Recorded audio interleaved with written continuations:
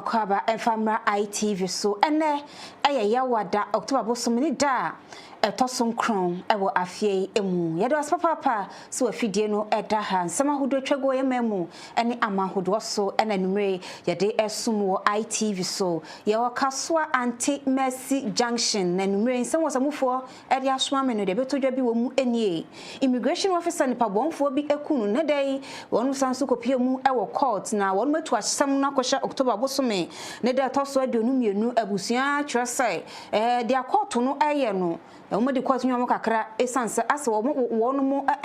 dia kwani abadodo ye beko eye tewu wonu so akache na nei womu so ade atodwa atwere mu se base bay increment ya ban ade beba no wonhwe se wo hanche mu eye aduonu 50% wode beto so ade ama wo mu ebeko abri empotem eye ekuapem empotem eho ahisie homa nso bi ama ne homne so eho nei wonu kotoshre mampeni John Dramani Mahama ni Interior Minister say wombre mu no fa yi entue na moa ma asumdua kane na eho no ensa so emra ho ebiemu ebusua yede wo ebekọ eye nkwan na dwumadie bi akoso eho no nam so ema ononyamfo Samuel Fosu Ampofo ade atodwa say eba eye enu ayeye wo mai emu no a aban ade bekọ abefo kwaso na timi aboa atre eye pharmaceutical industry no emu ewo mem na timi aboa so ma after no etumpon ensem wani afoforo bi a eka ho na enumere mu somfo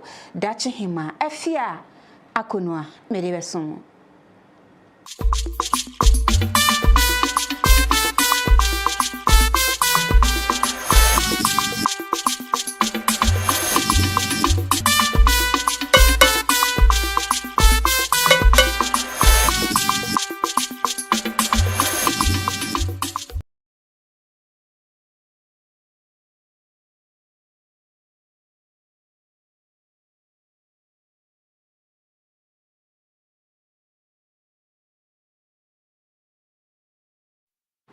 ensamno emuntremu enie Steven Ken Amoa eye immigration officer nipa bonfo bi agene nkwanfu ni sem ya na semi sese no wonu mu edi court akoni aba ahwede ya toye ma atemtre ne safata no akọ ade ama officer ne nedai wonu mu kopie mu ewo court na hwe asanso eto asam no ade akohye October ne da etoso aduonu mienu sai wonu mu emfa dia wo mu bonu kwadu sa wono ena edi sa bone no wo mfa no emre bi nam so mabusua koku apai wo mu twese wo mu di court nwom kakra esanse wo no ade to wo mu ani no ena wo no di akoni abasa e wo court na nempo wo mbae no wo hu de hyeda course e wo court ho a wo no asanso to asem no e de hyeda ni na emu no busuani ba ko bone homodene a eyi abrantie yi ene wo no ne ye bone kwadu sai waje ne nkwa e de afri ne nsem wo ne din de brighton na sem pabo twese wo no be twode se bibi eho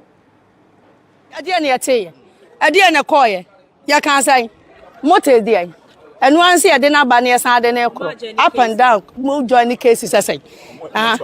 mo to ashada sesai se ha wo ntimi eye keto mo fa nkwa Kasie mu ade na mo fa nkwa Kasie mu na busua ye di akwane aba ye ne ye de hye afiri mu se ya no ye nye ni akwanya o ba wonu a wadi ye nyamra sam no e wa akwanya ya ye guide no and go push ya pushing kwa yene enti o damache dia samba kwa ye push ya ne ya samo ano no we ni evidence ampa boa we na ye nya no ampa boa no bright ne dia mo hwa ne nine and then ye sa kan ne nine ne nine tabam sa nantwie enie ba ko de wode ko ya nya ba ko ma nya ba ko ono so fa ba ko ne nko wode ya fa ya umu ti enso de ne be fa ya umu yaw na odi ya famu no na police for no ya na ya me ya se wo mama ye kwan ma ya fa yensa nkeka ni bi akonta ye omensa eye busuani edema immigration officer sa awehosami ato no wono so ne nsɛmtwerɛfo twetwe nkommotwe mu se esu a bright esu ewo court dan ne mu no eno no ma wonom akonya kra se wode ne bɔne ebeche ne senti wo srempanifo na afa posifo court ne se de wo se mra no ene ne di no wonom ene ne di ne pepepe wo pretend say o yes we ye mobo yen wani ye mobo de mimi nimne de mahu no bright ntimi nya me mobo da bright ntimi nya me mobo da enti wani ye mobo ono na eku ye de hye no ba ende o de brebra so se on se nipa de o ye bone a ntimi nyon kasa me na me ye na se ekwan ofa so oku no no bright ntimi mie na no kasa woni ku no da because nkum nipa ntwitwa ne nan ne nsam frisu me jon kasa me na me ku no wa ye bone be menyi skama wa ma wie ye ni nti ye da obi a obegya ye yie ni bia ase ye yi ne ye na ye ye wie but ye hwe de case ne be kwa kusi na yenso case ni de enye bright enye awerɛho ne enye awerɛho kyena se ba se wo mu jana man kra na nke mra of Ghana ha nke wo mu jana man nke betima bɔ na kunu atuaka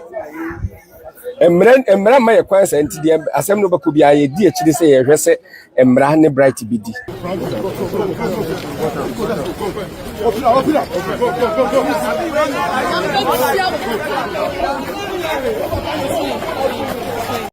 we ya de koso court ho ene day na busianfie ni nkyeremu ewo tertiary educational workers union tewe won makache ne nei wom de atodwa kyerese enche ya de a labor unions ni na won mo bekwa akohia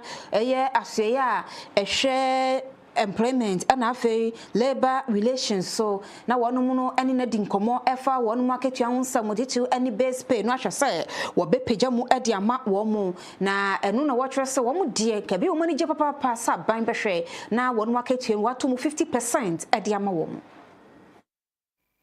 na abra union ede wonom anu di sam etu dwa na wo kyerɛ sɛ asetena mu ayɛden papa yie wo hwɛ enyoma hodo a yɛdidi dwuma ɛwɔ fie utility tariffs no so a akɔsoro pa yie afefa ngobon so ahwiri akɔsoro ɛno nam so ɛma wonom dwumadi a wodi sɛ adwumayɛfo ɛwɔ man mu no afei ne ehu so mfa so esan sɛ aketua wonom ɛgye no enso ni kora ɛno ti wɔ srɛ sɛ de abrabɔ ne asetena mu ayɛden no empenifo hwɛ na wonom enye bibi emfa nfa tewu ɛkyerɛ sɛ sempenifo boa na wonom aketua no emu epagya ɛbɛboa pa ama fairness ɛna afei ɛyɛ adwumayɛfo no so etumi ahyɛ won kran na wonom etumi afiri wo mu ne wo modi na ayɛ adwuma no ama na so aban eni na enumu ɛna ɛyɛ Minister of Employment Labor Relations 2020 ɛna ɛyɛ NPP amanyoko epenso ɛna la General Hospital empenifo edwirigu ya wonom kyerɛ wo ba behyaseɛ esi 170 bed modern health facility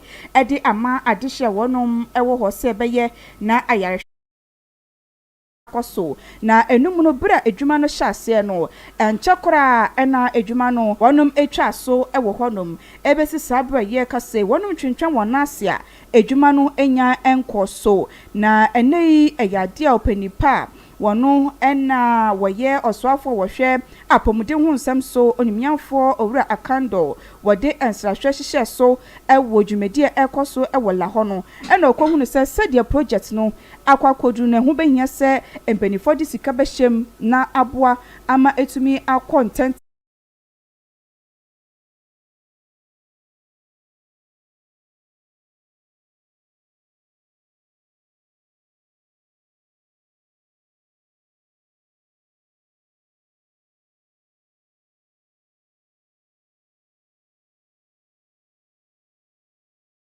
Rashid Pelpo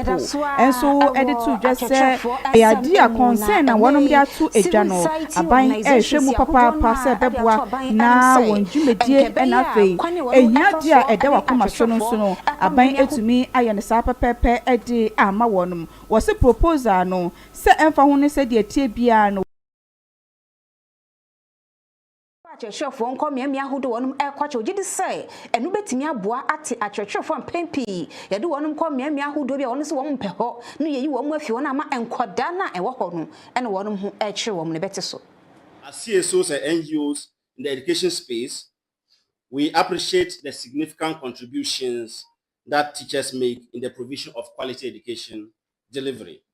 At the same time, we recognize the critical challenges that they face in an attempt to deliver their responsibilities. On this special occasion, to mark the World Teachers Day, we extend our heartfelt congratulations to every teacher across the length and breadth and the nook and cranny of our beloved country. At the same time, we would like to bring to the attention of the public, especially education policy actors, on some critical issues requiring their urgent attention. Sometime in 2023, we conducted a research on teacher deployment in Ghana, and then the following observations are made. The existing teacher recruitment policy will give a context.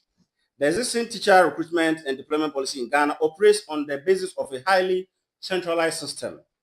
It involves reporting teacher vacancies in schools to the Ghana Education Services headquarters through the district to a regional, and then the headquarters of GES post teachers directly to schools. We are saying that this top-down approach, according to our research, has not delivered the expected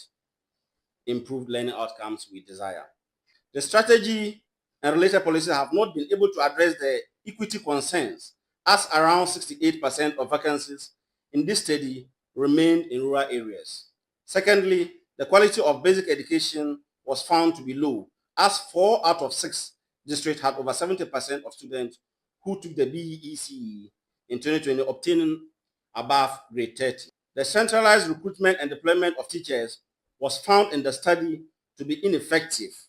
as some teachers posted to schools and districts managed to secure reposting to their preferred places. To note is that the centralized system of deployment of teachers has affected the GES language of instruction, the L1 policy, because assuming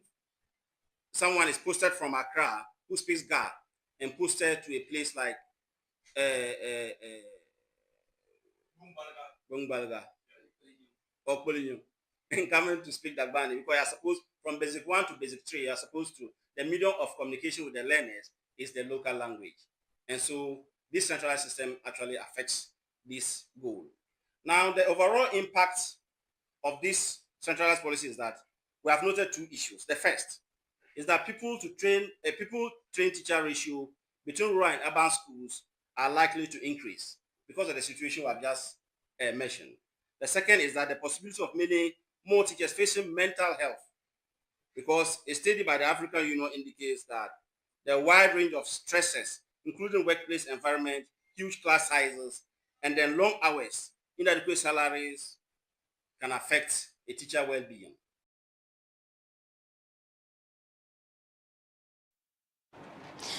Ya to akase bone so de ama wabusien kopie mu ewo eye secondary empotam ho ewo atoye mantam no emu na mrahye badwani ho eye ononyamfo ble nyameche ama wakeka ne nsase aboa ema nkoda bako ahanso 700 SH eye wonu ekotwa BC ne wonu mu eko SHS ewuramu foforo no wahwe ema troubles ane trankia wonu mu edebekọ nkoda 700 no wotom obi a wosi we yade a na afamu dia wono so eye ade ahye womesuom kena ewo ne peso aso wasanso ahye wono mbo sai 20th October enkoda be fi suku ase no akoda bi woni peso so bia woko suku bia free bus ode nkoda yi ebekọ we ne betumi ahye nkoda ne nkran metimi aboa. This is a continuation of our educational program that we initiated in September, whereby we gave 300,000 exercise books to the basic educational peoples, and then we continue to the secondary. And we are giving out 700 trunks, 700 chop buses to those going to the boarding houses that are living in secondary and their parents are voters in secondary. It is purposely for voters that are either living in secondary or living outside the constituency, and their wards are going to the boarding house or being admitted to the boarding schools. That is what we are doing today. The rationale behind what we are doing is, it is a promise that I made that we are going to lessen the burden of our parents in education. Reason being that financially, it is a massive burden for parents. The notion is free education, yet it is not free. The cost involved in sending your ward to school is triple what our time we used to pay. And so we sat down with my team and my constituency chairman. We planned that we need to lessen the burden of the parents. we instituted an educational fund that we were trying to encourage people to donate into it. We never had a lot, so we had to bring in our own resources, and the 700 trunks and 700 chobuses was giving us almost about 200,000 Ghana cedis. That is what we are spending. It is not 200, but almost. What was the plan for those who are not in boarding? Regarding those who are not in boarding houses, Lawyer Blay Ama is providing free buses to ferry them to school and then back home. In the morning, the buses will leave the constituency 6:20 from the first point, and then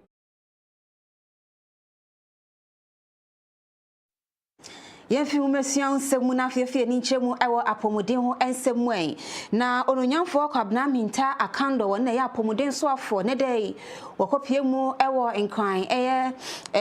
La General Hospital bandada no kagu fam ɔyɛ sɛ wɔ sinfo wɔ wɔ tere mu sɛ betimi aboa besi ne wɔnom enwie no no ankasa kɔhwɛ sɛdia project no ɛkɔ so ɛwɔ mpanifo bie boni chidom ɛna wɔkɔpie mu ɛwɔ ne wɔde atodwa ɛtwɛ sɛdia sɛsɛ wɔnom enwie nti no Greater Accra Regional Hospital and hospital ahudua e won kwan as a pressure e wo mo so abai won so we ata so be hwe na pressure no yi afri ho the site no 130 million Ghana cedis and won mu allocate say won betimi edi awie facility no hwe be hwe mienu ntam de e se wonum awie enu nti wa hwe finance minister say animanim ya won hwe ntoto niama na ntimi mu an ye fasa sekai em wo mu sadia project no egusu no na ansan so amekan sisemu. Project has gone through some history. The first arrangement didn't go through, and then they had to follow on a second alternative. So there is no reliable,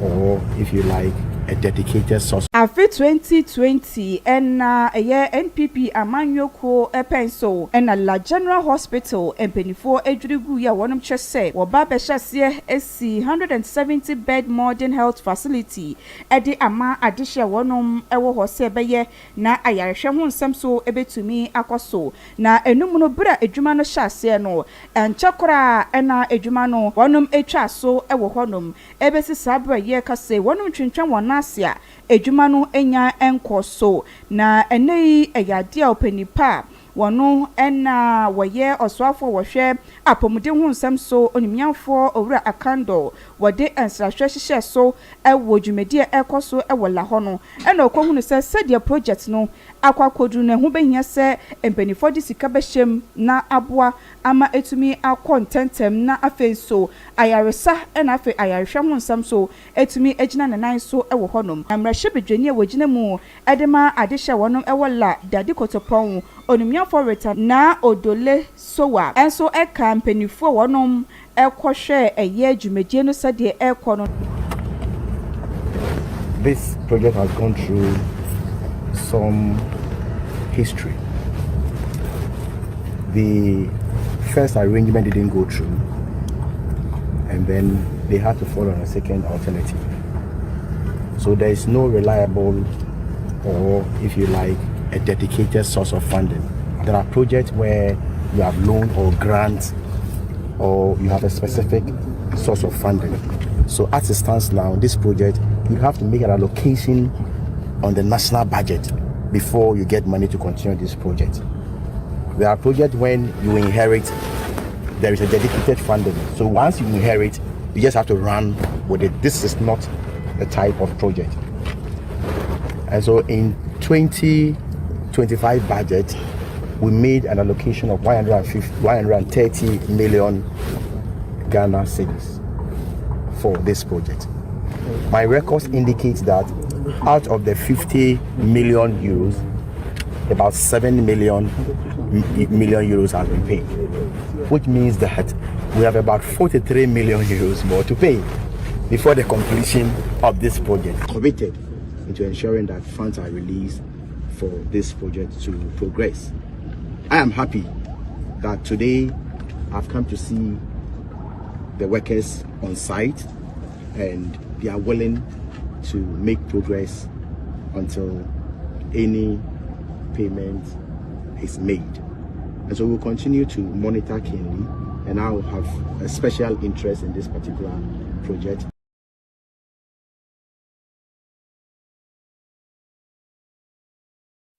Raswawa pomudi ho ensem emu na akopie mu ewo nkran a enu ada dwumedie bi ekoso ewo ho we 2025 African Healthcare Trade Exhibition and Conference a we no koso ewo nkran no nam so ema Dr. Samuel Fusu Ampofo a we policy advisor ema ewo office of the vice president na nkasa yemu no en watcher say Ghana awiata so say wo be sane memu akọ abefo kwan so netimi aboa makwane a eye enuro ahodo no won matimi atrehye mu ewo my Ghana mu netimi aboa matirimu pobi a ewo ho se eba ebibrem amaye kamya ye say enuro be 30% pe na won mu etimi consume anasa ebibrem amaye produce no won mahwe eyisa atirimu po no efriwo.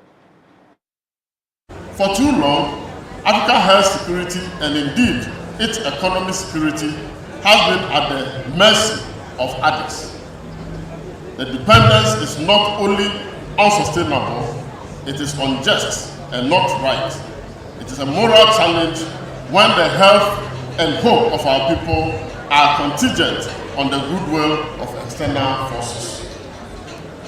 In Ghana, we are determined to change this narrative under the leadership of His Excellency John Dramani Mahama, supported by able Vice President Professor Jinana Pukwajimani. The government is poised to implement an ambitious and transformative agenda to modernize and expand our manufacturing base, especially within the pharmaceutical and healthcare sectors. We are committed to re-engineering Ghana's manufacturing sector into a globally competitive powerhouse anchored on value addition, industrial innovation, and regional trade integration. Our goal is clear: to make Ghana a preferred destination for high-quality African products, driving jobs, export revenue, and self-sufficiency across the continent. Our policy, Our policy vision aligns perfectly with the promise of the African Continental Free Trade Area (AFTA), whose secretariat proudly sits here in Accra. Owura Jinitu Bayi wono na woye local manufacturing coordinator wade to dwa watch say ohaw bebre e wo honom a e wo sempenifo ehwe na wonom esi anokwan efa eye local pharmacy manufacturing industry no ehun se beye na wonjumedi e wo di nso no betumi edi ne kwan paso. Limited access to affordable and flexible financing from funders that are supporting classic infrastructure and more traditional businesses remains a challenge. Ladies and gentlemen, to address this challenge, Africa CDC is implementing several strategic interventions. On market shaping, Africa CDC has established the African Pool Procurement Mechanism. The establishment of the African Pool Procurement Mechanism, APPM, seeks to consolidate demand and address the challenge of limited offtake certainty, fragmented demand, and poor economies of scale for local manufacturers. Enwechi nso no Hani Abdallah awono and we senior program officer Adima Gate Foundation and so edit to just say platform and penny for edi abano ebeboa pa ama wonom etumi akeka wo ho na wonom edi ahodin ahyem collaboration kese ebeboa ama African healthcare manufacturing ecosystem no etumi ejina nanai so. From here, we can identify opportunities for partnerships, opportunities to identify and engage in common challenges and solving those challenges together. We can lean in to opportunities for collaborating and aligning to go further together.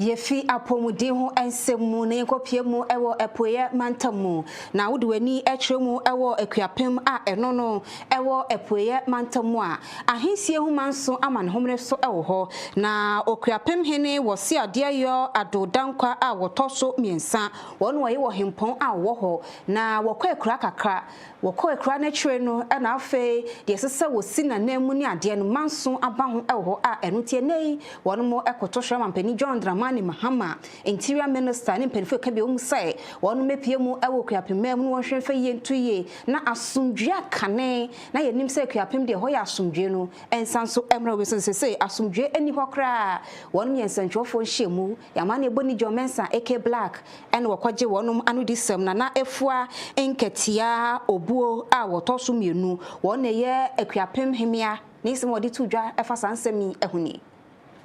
Yang how and say yang ohene na nado dankwa the third onya ne baby kwen na esese ye nya obi sinanam na eno na yefiase obi baka me predecessor ni odi manim okwapenhemi a na dokua na odi manim na oka baby no na eche se menso me bai na yebesi hene ahensi no na nka ya asem tietia yewo adishifi ebiesa 3 royal houses rotate nti nana adodankwa wi no na esese yedi obi esinanem na obi a yedi besinanem asem na ekofa nsem bebre bai ya asem kakra yedi to omampen Mahama anim if say yehu bibi kakra say otie nipa asem sana yehu enti yesre no yang chieftaincy ayi trouble e wa he omoaye na emfiwo na asumdwe ma mra ha da bia me kase sa asumdwe ba ekwape ye dosu bi wo kumase hifa wo mia bebre na no kware wo mu ni se ye nim kwadwo kasi mfi ba biara setia bia fi anya setia bia fi dishe wode na ba ware tietia men kabinkan o fi wo kura ni moja biara mfi wo yang de shi okọ neja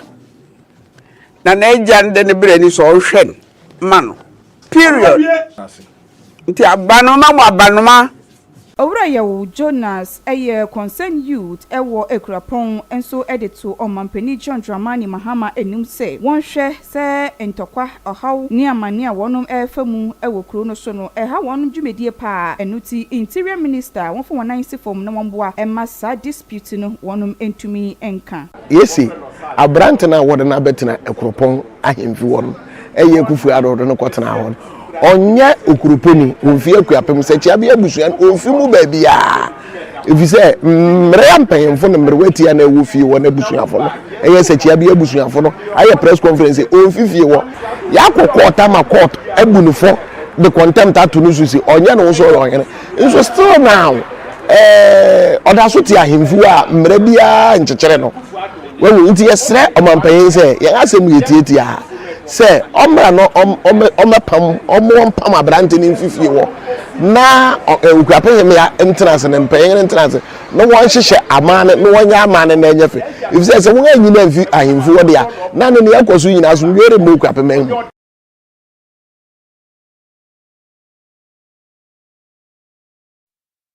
we na ekoso ewo ekuapemman no emu abusua wodi wani akyeremu ewo garu ensoso amrahye bedwani owo ho eye Dr. Thomas Winsom Anaba wono soso e de atodwa kyerese ukọ titu ni peso so a yade krankro amanhom ne so ho pa eyi a empo wo de kọ enkontabuo mu a yade bi te se hypertension, diabetes ane cancers no wo hanche mu beye duanan miensa 43% na ekoso wo mamu ni nyina a wonu ade wo ho ekọ asamado ensoso no emu hwem ne sainti no ehu behia pa se empenfo behwe ma sa yade yi wonu mu ma enchechwe mu do akoso ede amatemfu no obi anya ne ho ntia se hia mpo se wo be checke ahwese wo obi na se woni nanu no etimi aboa na wo kasa ewo Ghana Health and Labour Summit 2025 ase na wo de adesrede ekọ ede ama empenfo se wo mfa policy ahodo ngu ho na etimi mu amanti sa anya de way eso.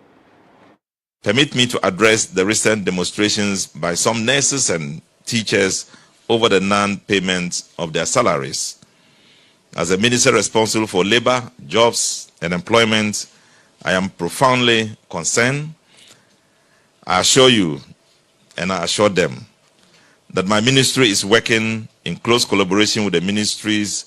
of Finance, Health, and Education to cut through the bureaucratic tangles and resolve these issues with alacrity and with a purpose. And let me assure you, and to all the members, that between now and the next Ebusia beshresa wo de beche kakra de no wakase Dr. Rashid Pelpo Employment and Labor Minister no wakasa ne begina so na yetwa ye ho ye ba dwedem sikasem beto akase yi eso.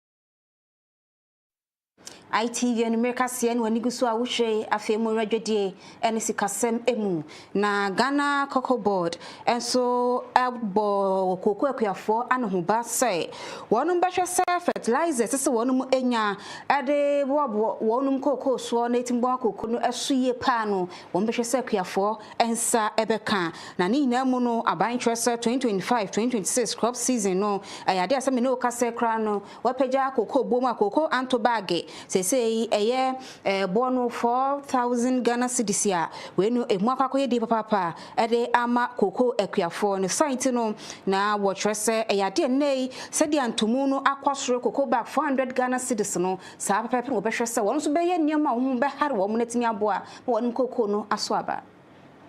The Robansem wenina no ebeto dwa enam so mekuafo binum eniage ewo sansem no ho ebi nso kyiremu se wo hwe eye bohyensem a aban edinkan edema wo mu ewo afimpinu ene eduonu enan mu a wendi sinu a eno enenam so asese no wo kyiremu se wodi eye fertilizers ebeboa eye koko eye ekuafo na eno enenam so a wo dwumedie no ase no head of public relations a woda eye koko board no Mr. Jerome K. Sam wono enegina CEO anemu edi ensem atudwa okiremu se yaye nyoma no bebre ye ma won fertilizer ene agrochemicals ene no omuntia eye bibia na emum no omu bisa wo ne duduo mu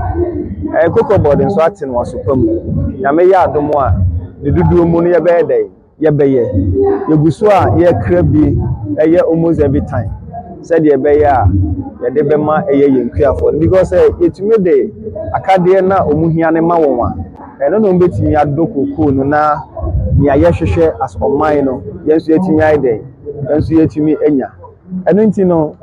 Cocoa Board ahoɔden betimi enko a sempo ntimi a na wo se yekopesika wo baabi na ye de support koko akuafo na ejidi pa se ye ba no dani owurarande abe onpoponiti a obehwe na yaye na ye de abo koko iga mine no ebeti atese no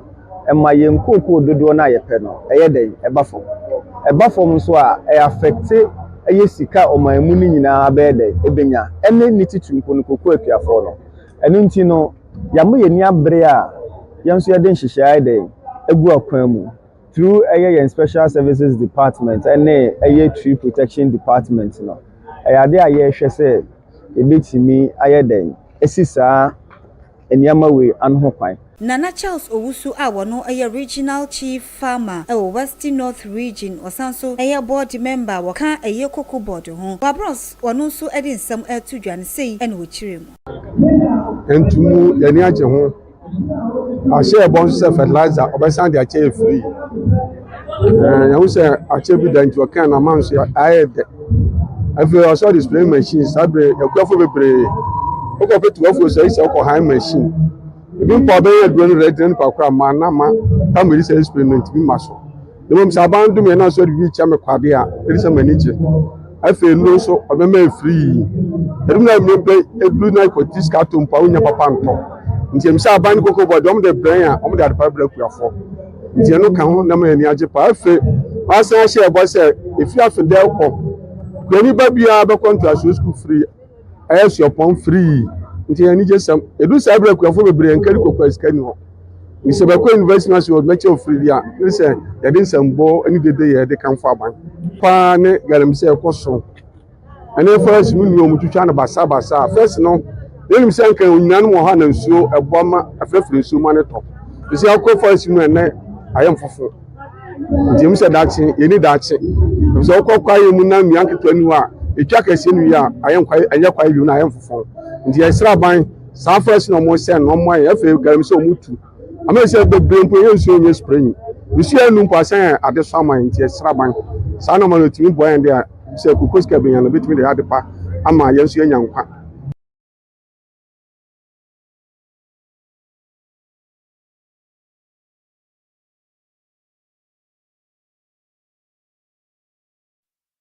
Abusia ene October sumne da etosom kron ewo afie mu no yanhwe yesika no sede ne amahodo so de no ahoden no etie.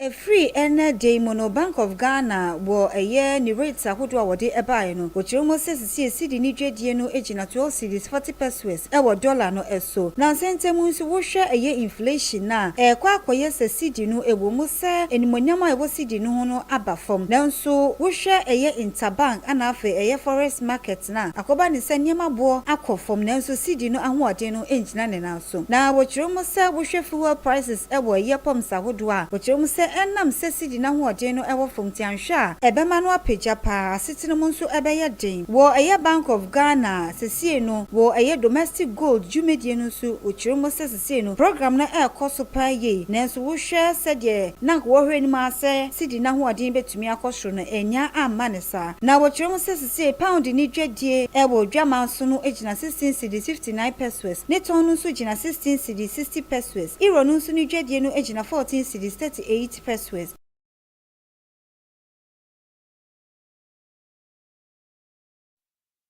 Abusia ye jinkra totiawa agudie mu nsem edu